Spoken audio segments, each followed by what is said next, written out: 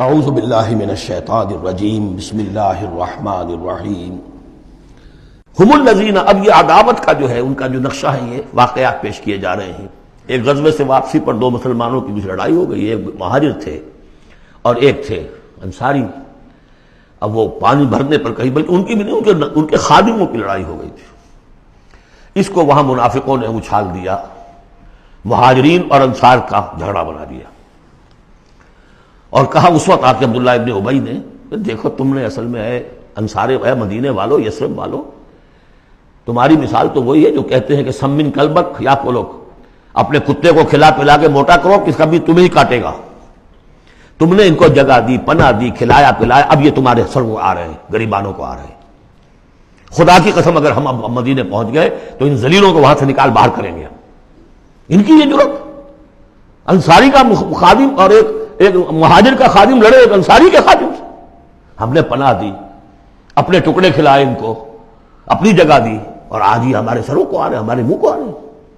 یہ بکواس اس نے کی۔ وہاں موجود تھے ایک نوجوان زید بن ارقم، انہوں نے جا کے حضور کو بتا دیا۔ حضور نے بلایا، نہیں جی جھوٹ پتہ میں نے نہیں کہا، یہ چھوکرے نے پتہ نہیں کہاں سے سن لیا، یہ چھوکرا کیا ہے یہ، اور آپ اس کی بات مان رہے ہیں میرے معاملے میں۔ خاموش رہے حضور۔ پھر یہ آیات اتر گئی جس نے چھوکرے کو صحیح ثابت کیا کہ کہا انہوں نے یہ۔ تو حضور نے فرمایا کہ لڑکے کے کان نے غلط نہیں سنا تھا، لیکن ایک بات نوٹ کر لیجئے، ان معاملات میں بھی حضور کوئی اقدام نہیں کر سکے عبداللہ ابن ابی کے خلاف۔ یہ نوٹ کرنے کی بات ہے۔ یہ جو لوگ سمجھتے ہیں کہ مکمل سٹیٹ قائم ہو چکی تھی مدینے میں، فوراً حضور کے جاتے ہی بڑی حماقت کے اندر مبتلا ہے۔ یہ ضرور ہے کہ حضور کو وہاں ایک حیثیت حاصل ہو گئی، لیکن جو تصور ہمارا ہے اس زمانے میں سٹیٹ، ریاست میں کبھی یہ ہو سکتا ہے کہ فوج میں سے 1000 میں سے 300 بھاگ جائیں، ان سے کوئی باز پرس بھی نہ ہو بعد میں؟ Is it possible؟ آج کی جدید ریاست میں کہیں یہ ممکن ہے کہ آپ کہیں اور عدالت، کسی اور عدالت میں اپنا مقدمہ لے جائیں؟ محمد کی عدالت میں نہیں جانا جی، ہمیں تو یہودیوں کی عدالت میں جانا ہے۔ منافقین یہ کرتے تھے، کوئی پکڑ نہیں تھی۔ پکڑ کب شروع ہوئی ہے؟ فتح مکہ کے بعد۔ اب یہ اس کی خوش قسمتی تھی عبداللہ ابن ابی کہ اس سے پہلے یہ واصل جہنم ہو گیا خود ہی، ورنہ یہ کہ فتح مکہ کے بعد ریاست قائم ہوئی ہے۔ یہی وجہ کہ اس کے بعد پھر جب جنگ کا اعلان ہوا ہے تو جو نہیں گئے ان سے باس پرس ہوئی ہے، حساب کتاب ہوا، اس سے پہلے نہیں۔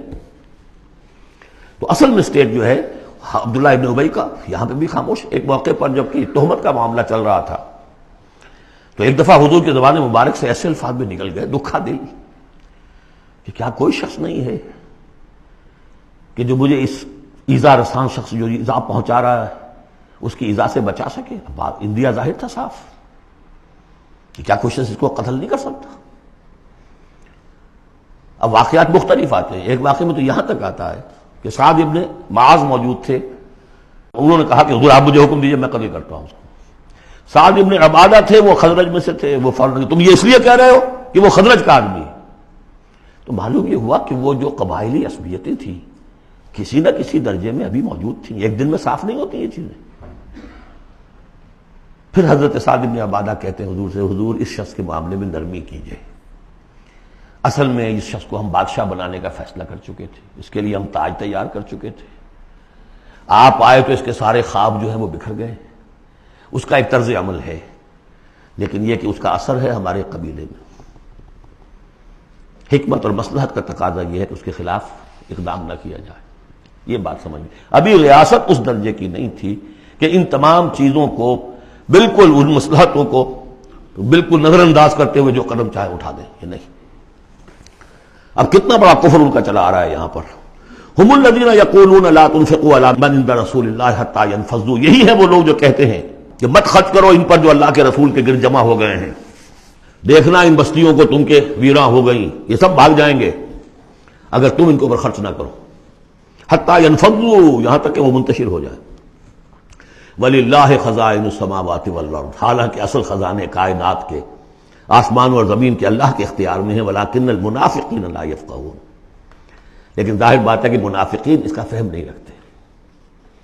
یقولون لئن رجعنا الی المدینۃ لیخرجن الاعز منها الاذل، اور وہ کہتے ہیں اگر ہم مدینے لوٹ گئے، اب چونکہ فوج واپس آ رہی تھی ایک جنگ سے، اب جب مدینے پہنچ جائیں گے تو لازماً جو عزت والے ہیں نکال باہر کریں گے ان ذلیلوں کو، اور ذلیل سے مطلب کمزور، ذلیل کا مطلب جو ہے وہ ہماری زبان میں جو ہوتا ہے کمینہ وہ نہیں ہے، ان کو ہم نکال باہر کریں گے۔ وَلِلَّهِ الْعِزَّةُ وَلِرَسُولِهِ وَلِلْمُؤْمِنِينَ، حالانکہ عزت تو اللہ کی ہے اور اہل ایمان کی ہے، اللہ کے رسول کی ہے اور اہل ایمان کی ہے۔ وَلَٰكِنَّ الْمُنَافِقِينَ لَا يَعْلَمُونَ، لیکن یہ منافق جانتے نہیں۔